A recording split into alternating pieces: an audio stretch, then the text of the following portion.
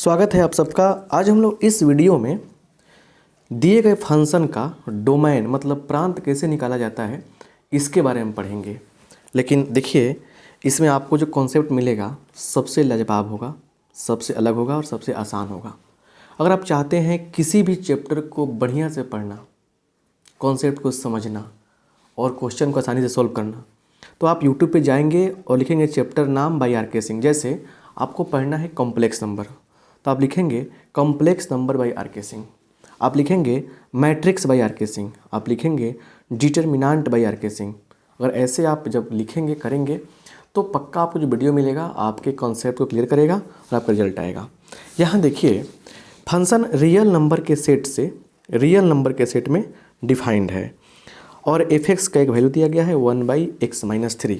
तो डोमेन क्या होगा? डोमेन का मतलब क्या होता है, यहाँ सिर्फ समझेंगे डोमेन का मतलब क्या होता है। देखिए, अगर y = समझे ना, लिखेंगे कॉन्सेप्ट, बिल्कुल बेसिक लेवल का कॉन्सेप्ट है और बेसिक लेवल का क्वेश्चन भी है, समझे ना। y = क्या है? f(x) है, एक फंक्शन है जो डिफाइंड है। तो समझिए इसमें डोमेन ऑफ f क्या होता है? x का value of x for which f क्या हो जाए? f defined.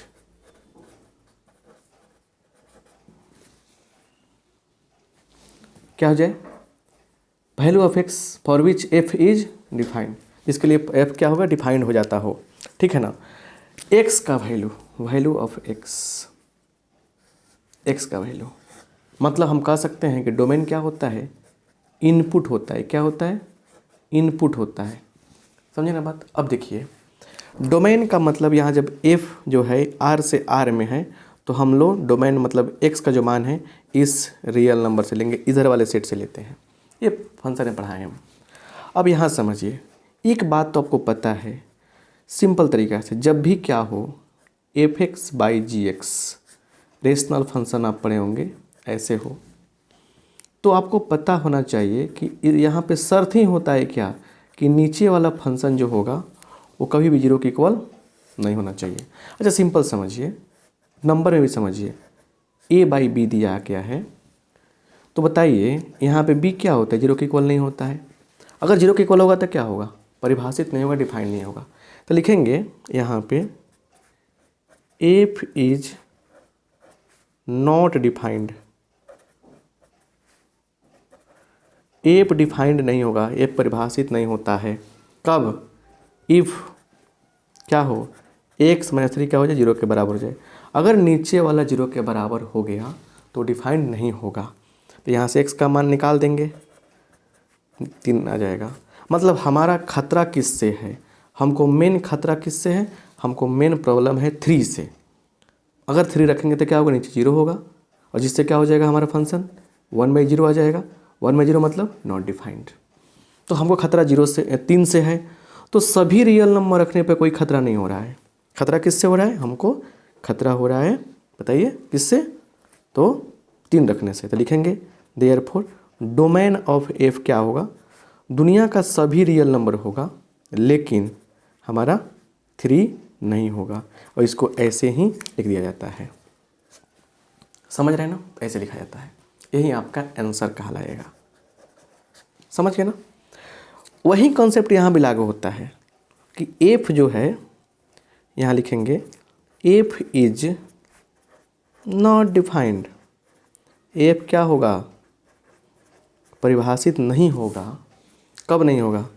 If x² + 5x + 6 = 0। अगर नीचे वाला ये पार्ट 0 हो जाए तो फंक्शन क्या होगा? क्या होगा? फंक्शन डिफाइंड नहीं होगा। अब इसको हम तोड़ेंगे तो हम लोग को पता है कि x² + 3x + 2x + 6 = 0 है। हम आते हैं इधर, तो चलिए क्या होगा देखिए, x कॉमन करेंगे तो x + 3, ये शॉर्टकट भी तोड़ सकते हैं, 2x + 3 = 0। तो x + 3 कॉमन हो जाएगा, x + 2 = 0।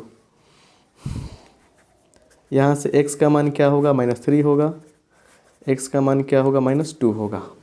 समझ रहे ना। तो हमको खतरा हो गया। खतरा किससे है, अगर x का मान -3 रखेंगे तो नीचे वाला 0 हो जाएगा, x का मान -2 रखेंगे नीचे वाला 0 होगा। तो मतलब हो गया, इसीलिए क्या हो गया बोलिए, इसीलिए डोमेन क्या होगा, सभी रियल नंबर दुनिया का होगा। लेकिन क्या नहीं होगा बताइए, -2 क्या होगा, -2 -3 नहीं होगा। ये हटा लेंगे हम लोग, ये होगा ही नहीं। समझ रहे ना, कोई दिक्कत। अब कुछ बच्चा बोलता है कि सर ऐसे भी तो लिख सकते हैं सर, -3 -2। तो आप संख्या रेखा के अकॉर्डिंग बात कर रहे हैं कि संख्या रेखा पर -3 पहले आएगा, -2 ऐसे आएगा। कोई ऐसे भी लिखा दे सकता है, ठीक है ना, क्योंकि सेट में जब लिखे हैं तो इधर रहे चाहे इधर रहे कोई फ़र्क नहीं पड़ना चाहिए। रोस्टर फॉर्म में ऐसे लिखा जा सकता है, इसलिए इसमें ज़्यादा दिमाग लगाने की आवश्यकता नहीं है। हाँ, इसके कुछ और तरीके हो सकते थे। जैसे मान लीजिए इसको हम लिखे हैं तो ऐसे हो सकते हैं। देखिए जैसे नंबर लाइन हो गया, यहाँ होगा 3 इन्फिनिटी -इन्फिनिटी। तो हमको 3 से ही खतरा है ना, 3 को छोड़ना है। तो हमारा आंसर ऐसे लिखा जा सकता था, जो डोमेन होगा वो ऐसे हो सकता था, क्या, -इन्फिनिटी से 3 तक, छोटा ब्रैकेट मतलब ओपन ब्रैकेट, यूनियन 3 से इन्फिनिटी तक। मतलब 3, इसमें क्या कहा जा रहा है कि -इन्फिनिटी से इन्फिनिटी तक होगा, यहाँ से लेकर यहाँ तक होगा, लेकिन 3 छोड़कर, दोनों में 3 छूट रहा है। ओपन ब्रैकेट क्या कहता है, ओपन इंटरवल क्या कहता है, जो साथ में उसके है उसको छोड़कर ही जीना है। समझ पा रहे हैं। तो ये कंडीशन, ऐसे क्वेश्चन जब आपके सामने आएंगे, अभी बताइए क्या आपसे नहीं बनेगा, बनना चाहिए ना। ऐसे क्वेश्चन आपके सामने आएगा, गर्दा उड़ जाएगा, गर्दा उड़ना ही चाहिए। तो अगर ये वीडियो अच्छा लगा है दोस्तों में शेयर कीजिएगा, बहुत ही लाजवाब वीडियो रहा, और लाइक कर दीजिएगा। और जब भी कोई चैप्टर पढ़ना चाहें ये यूट्यूब पे, और मज़ा लीजिए। चैप्टर का नाम लिख के, कॉन्सेप्ट का नाम लिख के डालिए साथ में, बाई आर के सिंह। बल्ले बल्ले होगा आपका। थैंक यू आप सबका।